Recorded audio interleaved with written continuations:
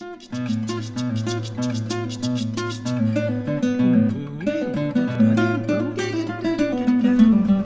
liberté de la presse, c'est la liberté de faire des enquêtes, fouiller avec des documents, des preuves.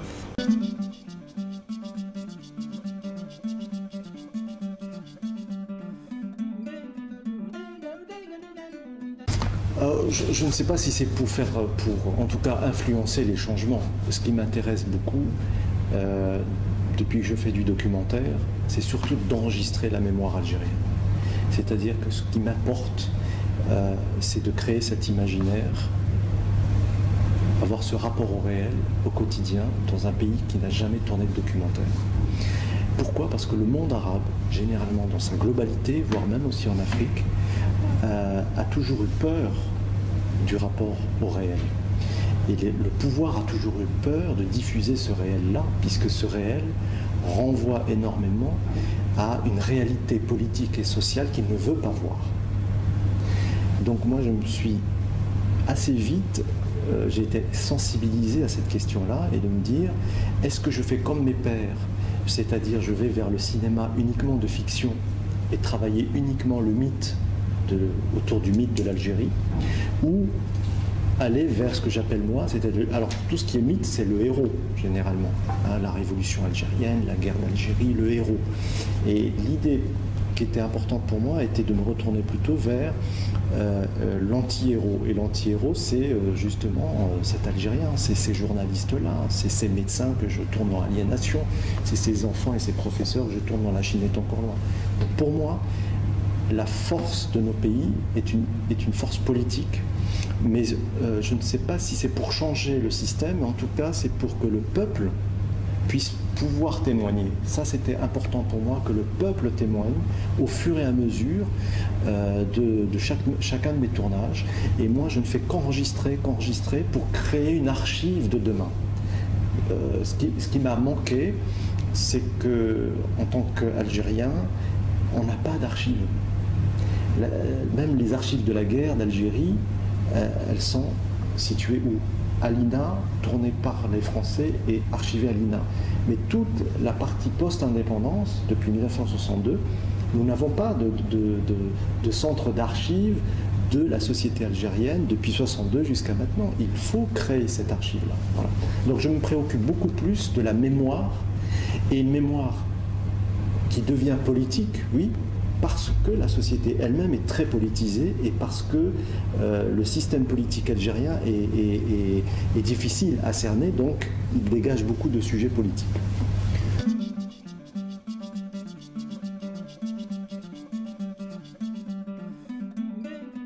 Alors, le film a été montré une fois en avant-première dans une petite ville qui organise un festival de cinéma. La salle était pleine, les gens sont venus de partout. Mais ce n'est pas suffisant. Il faut savoir que l'Algérie avait 400 salles de cinéma à l'indépendance. Nous en avons 4 aujourd'hui. Donc vous voyez à quel point le cinéma a été complètement anéanti. Ce qu'il faut savoir, c'est que les Algériens sont en demande de ce type de film, mais l'ensemble de mes films ne sont pas montrés à la télévision, ou très peu dans les salles peu de salles de cinéma, parce que justement, encore une fois, le pouvoir ne souhaite pas encore montrer ce type de film, pensant que le peuple est encore un peuple enfant, et qu'il faut le protéger. Le pouvoir a toujours l'impression a toujours cette volonté d'infantiliser le peuple, alors que le peuple, quand on leur propose ce type de film, les salles de cinéma sont pleines. Il y a des débats extraordinaires, mais il y a cette obligation de ne pas montrer ces films-là. Donc on va me laisser tourner, on ne va pas me financer, on ne va pas me donner de l'argent, mais on va me laisser tourner, et généralement je ne peux pas toujours montrer ces films-là. Alors ce que je fais, c'est que j'offre mes films par le piratage. Je donne le film à pirater en Algérie, et les gens peuvent regarder aussi les films via un système de piratage. C'est triste à la fois. C'est triste, mais c'est une réalité. Donc, pour l'instant, je fais des films en sachant pertinemment que ce n'est pas tous les Algériens qui pourront le voir. Donc c'est une situation très, très complexe et très difficile, mais je me dois moi de continuer, parce que si je commence à réfléchir en me disant mais je fais ces films-là pour qui, on risque de ne plus faire de films. Et je me dis non, continue parce qu'au moins tu vas créer une archive de demain pour les Algériens. Voilà.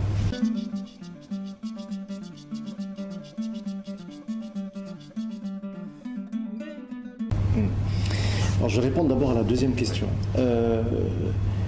Ma façon de travailler est la suivante, c'est que je m'installe et je prends le temps de tourner. Je prends vraiment beaucoup de temps, je me mets en immersion, je discute beaucoup avec les gens, je tourne et je ne tourne pas d'ailleurs. Je reste vraiment dans une relation, en tout cas très ouverte. Je tourne et puis en montage, je travaille la dramaturgie. La dramaturgie a beaucoup de sens pour moi et le montage a un sens extraordinaire, c'est de rendre fictionnel le réel, quelque part. C'est de lui donner une forme de fiction qui fait que le spectateur rentre plus facilement dans ce type de documentaire et on l'accompagne avec une histoire. Ça c'est très important. Et tous mes films sont construits un peu comme ça. Donc c'est beaucoup de temps, beaucoup d'observations, beaucoup d'enregistrement de cette matière. Et en montage, je prends le temps de questionner avec mon monteur ce que l'on a tourné et voir comment on peut composer des personnages, quels personnages prendre, comment faire monter la dramaturgie pour qu'il y ait véritablement un film de cinéma. Voilà, qu'il y ait le sens du cinéma avant tout. Et ça c'est très important pour rendre compte de l'humain. Ce qui m'importe dans mes films, c'est au-delà de la complexité politique, c'est l'humain. Comment il va réfléchir, comment il va sourire, comment il va parler, comment il va pleurer pour des questions, et ça c'est très intéressant. Donc ça c'est pour la seconde question. Et la première question c'était quoi déjà? Pardon.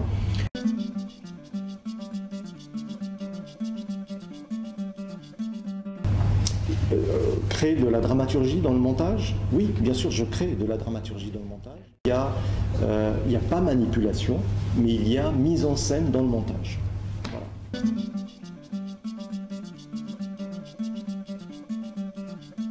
Pour ce film, généralement, je tourne beaucoup. Pour ce film, je crois avoir 60 ou 70 heures de rush, à peu près. Mais d'habitude, c'est le double pour mes films.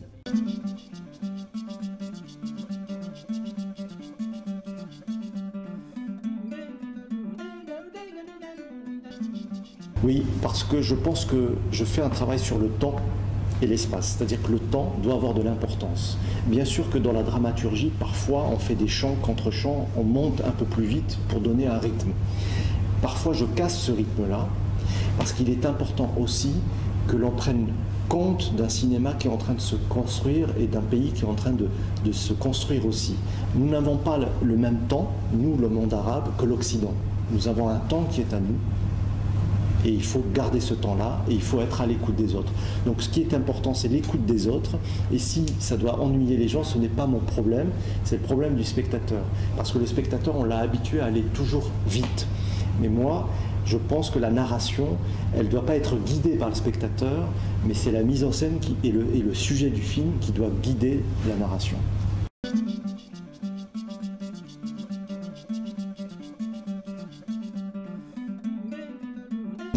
Non, pourquoi? Parce que le pouvoir rejette totalement ce type de film.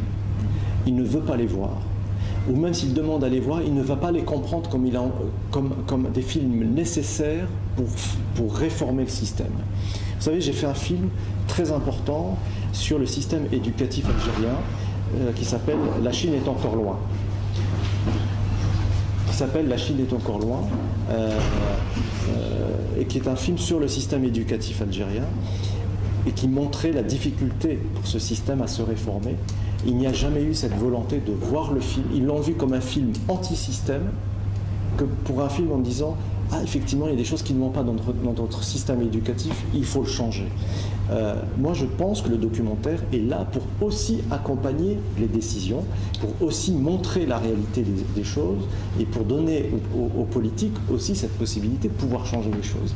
Mais chez nous, je pense que la population évolue plus vite, le peuple évolue plus vite dans la pensée que ceux qui sont au sein du pouvoir.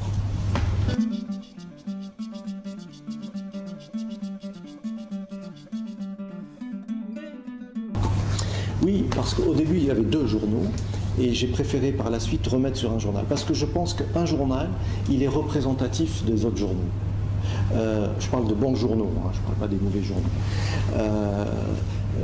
Donc que ce soit ce journal ou un autre, je crois que c'est le prisme d'un journal qui donne à comprendre comment un journaliste travaille, comment un journaliste va réfléchir, comment il va enquêter, comment ils vont discuter, se confronter, se disputer. C'est ça qui est le plus important. Donc pour moi, ce journal-là n'est qu'un prisme d'un certain nombre de journaux de bonne facture et qui montre un peu cette résistance, qui montre un peu ce combat. Et il faut continuer à montrer ce combat parce qu'on a l'impression qu'en Algérie, il n'y a plus de combat. Pourtant, il y en a quelques-uns qui continuent à combattre.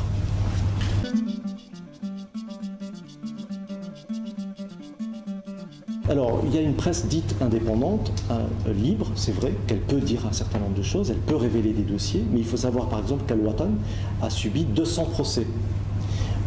Parce que maintenant, il y a une loi, il y avait une loi qui criminalisait, c'était un délit de journalisme et qui criminalisait ce délit-là. Donc les journalistes qui devaient passer devant un tribunal et qui étaient jugés pouvaient aller en prison.